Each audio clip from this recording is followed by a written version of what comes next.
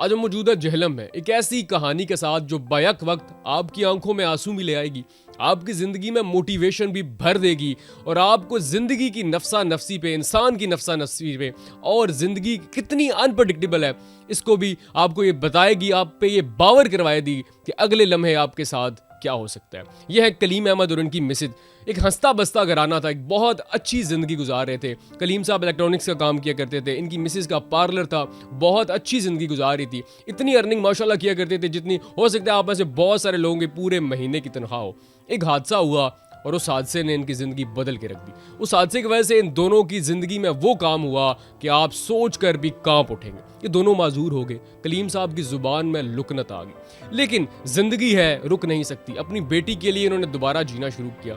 इनकी मिसेस खाना बहुत अच्छा बना लेती हैं। कलीम साहब इनको उठाते हैं, किचन में लेके जाते हैं, इनकी मिसेस खाना बनाती हैं और कलीम साहब गिरते पड़ते दीवारों का सहारा, लोगों का सहारा लेते हुए लोगों के घरों तक वो खाना डिलीवर करते हैं और मोहल्ले भर में इनके खाने की धूम मची हुई है। लेकिन कहानी का एक दूसरा हिस्सा भी है। वो हिस्सा हमने नॉवेल्स में, मूवीज में देखा है। वो क्या है, वीडियो में आपको मेरे साथ रहेंगे तो आपको पता चलेगा।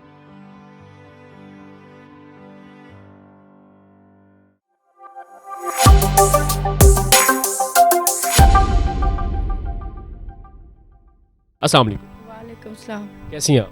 अल्लाह का शुक्र है, ठीक। मुझे ये बताइए कि ऐसा क्या हुआ सा उस दिन कि आपकी ज़िंदगी इतनी बदल गई? ऐसा क्या हादसा पेश आया था?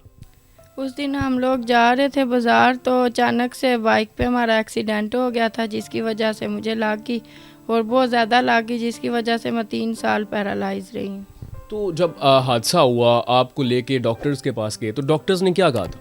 इन्होंने यही बोला था कि इसको ले जाएं। पहले तो उन्होंने कहा था ये बचेगी नहीं, इतनी मतलब बुरी हालत होगी, तो उन्होंने कहा ये बचेगी नहीं। तो फिर जब मेरी अल्लाह किया कि मैं थोड़ी बेहतर हुई, तो उन्होंने कहा अब ये सारी ज़िंदगी मजूर ही रहेगी, चल फिर नहीं सकेगी, ये ऐसे लेटी रहेगी, ना उठ सकेगी, ना मैं बैठ भी नहीं सकती थी। ऐसे बैठती थी, ऐसे मैं पीछे गिर जाती थी, जब तक पीछे कोई बैठता नहीं था। तो ये मेरे बाजू अब इधर से लेके इधर तक मेरे बस ये हिलते हैं और मुंह तक फिर भी नहीं जाते हैं। पीछे से मेरे बाजू बिल्कुल काम नहीं करते, उठाने नहीं होता, ऐसे कोई चीज़ भी नहीं उठा सकती मैं। अच्छा, एक्सीडेंट से पहले आप क्या काम किया करती थी? मैं पार्लर का काम करती थी और हस्बैंड इलेक्ट्रॉनिक्स का। तो वो काम कैसा चल रहा था? वो माशाल्लाह बहुत अच्छा था, मेरा काफ़ी ज़्यादा काम था। तो कितनी अर्निंग कर लेती थी आप?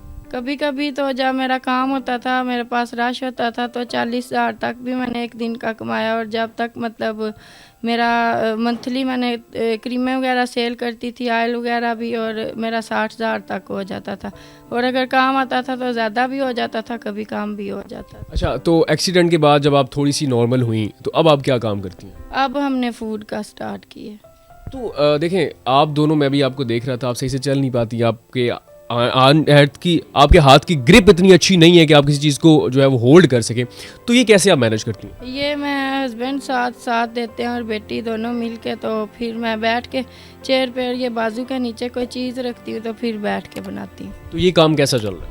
ये बस अभी जैसे लोगों को पता लगेगा फिर चल जाएगा। ये है कि जब मैंने स्टार्ट किया है तो मेरे पास काफ़ी ज़्यादा कस्टमर आने शुरू हो गए थे, काम आना शुरू हो गया था, लेकिन उनको हमारे मोहल्ले में से किसी ने ना रोक के बोला इसके हाथ नहीं से, ये मजदूर हैं, इनसे खाना ना लिया करो, उनको मना कर दिए।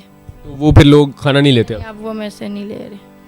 अच्छा, मुझे ये बताइए कि जब आपकी ज़िंदगी में ये हादसा हुआ तो अक्सर ये होता है कि लोग आपको छोड़ देते हैं, आपके अपने सगे आपसे मुंह मोड़ लेते हैं, लेकिन आपके जो हस्बैंड हैं उन्होंने आपका साथ दिया, इतना साथ देते हैं यहाँ तक कि वो आपको उठा के किचन तक लेके जाते हैं।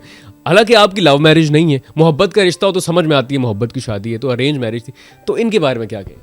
इनके बारे में यही कहूँगी कि मुझे बहुत ज़्यादा संभाला है। मैं बिल्कुल बेकार हो गई थी, बिल्कुल उठने बैठने के काबिल भी नहीं थी। मैं बैठती थी और गिर जाती थी, बैठ भी नहीं सकती थी। और ये सारा हस्बैंड ने मेरे ने संभाला है मुझे, बेटी ने, मेरे भाई ने, भाभी ने। तो मैं इस काबिल हुई हूँ कि आज मैं इधर ऐसे बैठी हुई हूँ। तो आपके जो बाकी रिश्तेदार थे जिन्होंने आपका वो पीक देखा था जब आप महीने में लाखों कमाया करती थी, वो रिश्तेदार, वो मोहल्ले वाले, वो दोस्त, उन्होंने कभी आपसे पूछा कि आपके साल में? कुछ रिश्तेदार हैं, उन्होंने मेरे आते जाते भी हैं, मेरी फूफो हैं वो आती हैं इधर, मेरे माँ बाप आते हैं, कुछ कज़न्स वगैरह हैं वो आते हैं। बाकी तो लोगों ने आना छोड़ दिया। और मेरे फूफो के बेटे हैं, उन्होंने मेरी काफ़ी हेल्प की थी। अच्छा मेरी बहन ये बताइए कि हमारा छोटा सा नुकसान होता है, कोई चीज़ छिन जाती है ना, तो हम अल्लाह से गिले शिकवे करना शुरू कर देते हैं कि अल्लाह आपने हमसे ये चीज़ छीन ली। कभी आपने शिकवा किया? नहीं, हमने कभी नहीं किया। अल्लाह का शुक्र है वो जिस हाल में भी रखे। अच्छा ये बताएं कि अब आप क्या चाहती हैं कि आपके साथ क्या वो चीज़ हो जाए जिससे आपकी ज़िंदगी दोबारा नॉर्मल हो जाए? फूड का बिज़नेस अच्छा चल जाए या आपका पहले वाला काम चल जाए?